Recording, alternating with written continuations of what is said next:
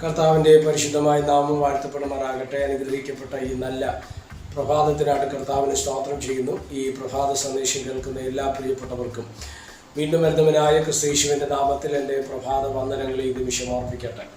ഈ സന്ദേശം നിങ്ങളുടെ ജീവിതത്തിൽ ഒരു അനുഗ്രഹമാകുമെന്ന് ഞാൻ കർത്താവിൽ വിശ്വസിക്കുകയാണ്. 45-ാം സങ്കീർത്തനം അതിൻ്റെ 10-11 വാക്യങ്ങൾ. അല്ലയോ കുമാരി, കേൾക്കാൻ നോക്കുക, ചെവി ചായ്ക്കുക, സ്വജനത്തെയും നിന്റെ പിതൃഭവനത്തെയും മറക്കുക. അപ്പോൾ രാജാവ് നിന്റെ സൗന്ദര്യത്തെ ആഗ്രഹിക്കും, അവൻ നിന്റെ നാഥനല്ലോ, നീ അവനെ നമസ്കരിച്ചു കൊള്ളുക.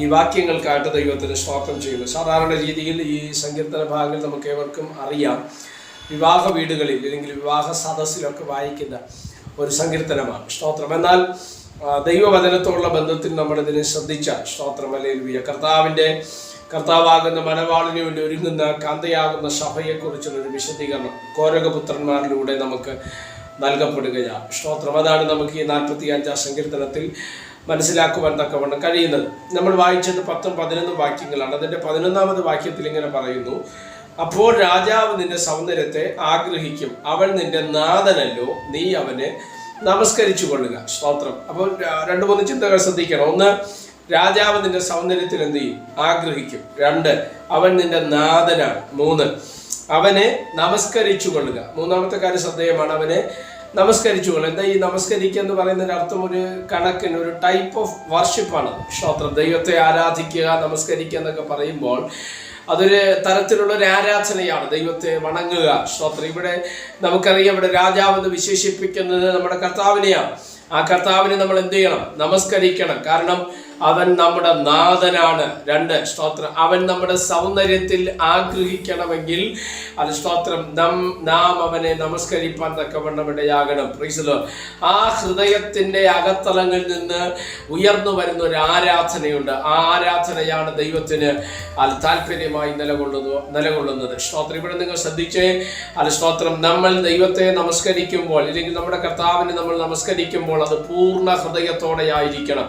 അങ്ങനെ പൂർണ്ണ ഹൃദയത്തോടെ നമുക്കത് ചെയ്യാൻ കഴിഞ്ഞെങ്കിൽ മാത്രമേ അത് നമ്മുടെ ജീവിതത്തിനകത്ത് അനുഗ്രഹമായി മാറുകയുള്ളൂ എന്ന് നമ്മൾ ശ്രദ്ധിക്കപ്പെടേണ്ടതാണ് സ്തോത്രം. അങ്ങനെ ദൈവം നമ്മുടെ സൗന്ദര്യത്തിൽ ആഗ്രഹിക്കണമെങ്കിൽ അല്ലെങ്കിൽ ദൈവത്തിൻ്റെ പ്രവൃത്തി നമ്മുടെ ജീവിതത്തിനകത്ത് വെളിപ്പെട്ടു വരണമെങ്കിൽ അതിൻ്റെ മുമ്പിലത്തെ വാക്യം നമ്മൾ ശ്രദ്ധിക്കണം. 10-ാം വാക്യം എന്തുവാ പറയുന്നത്? അല്ലയോ കുമാരി, കേൾക്കുക, നോക്കുക, ചെവി ചായ്ക്കുക. 3 കാര്യങ്ങൾ. 1 കേൾക്കണം, 2 നോക്കണം, 3 ചെവി ചായ്ക്കണം. Praise the Lord.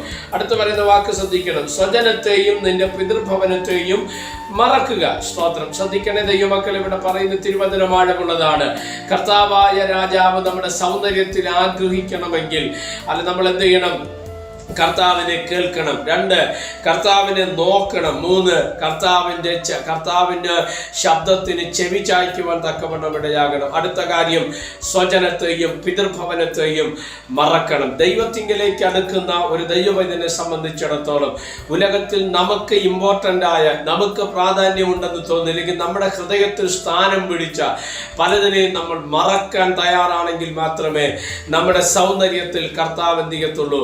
ആഗ്രഹിക്കത്തുള്ളൂ. അവൻ നമ്മുടെ നാഥനാകൊണ്ട്. സ്തോത്രം ഹല്ലേലൂയ.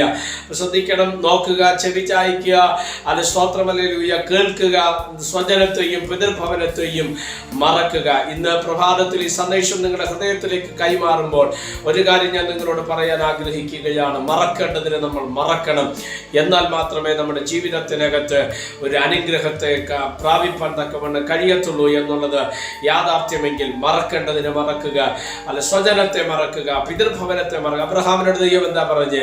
നീ നിന്റെ ചാർച്ചക്കാരെയും പിതൃഭവനത്തെയും വിട്ട് ഞാൻ നിന്നെ കാണിപ്പാനിരിക്കുന്ന ദേശം നോക്കി പുറപ്പെടുക. സ്തോത്രം എന്ന് പറഞ്ഞതുപോലെ മറക്കേണ്ടതിനെ മറന്നാൽ ദൈവം നിനക്ക് വേണ്ടി ഒരുക്കി വെച്ചിരിക്കുന്ന നന്മകളെ നമുക്ക് പ്രാപിപ്പാൻ തക്കവണ്ണം ഇടയായിത്തീരും. നമ്മുടെ ഹൃദയത്തിൽ ആരാണ് ഇമ്പോർട്ടൻസ്?